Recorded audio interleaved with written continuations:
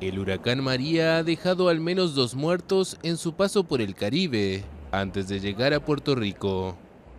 El martes azotó a las Islas Vírgenes con vientos de 280 kilómetros por hora, tras haber devastado Dominica y Guadalupe. Oscilando entre los dos niveles más altos de peligrosidad, María amenazaba territorios ya golpeados duramente por Irma hace 2 semanas, como San Martín y San Bartolomé, ambos en alerta roja. En Guadalupe, un hombre falleció por la caída de un árbol y otro al caerse al mar. 2 personas estaban desaparecidas.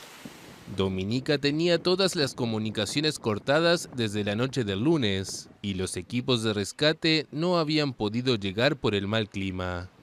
El primer ministro publicó en Facebook que los 70.000 habitantes de la isla perdieron todo lo que el dinero puede comprar y reemplazar.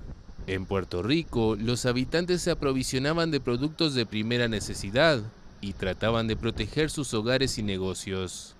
Se abrieron unos 500 refugios con capacidad para cerca de 67.000 personas, para enfrentar un huracán que, según el gobernador, podría ser el peor del último siglo.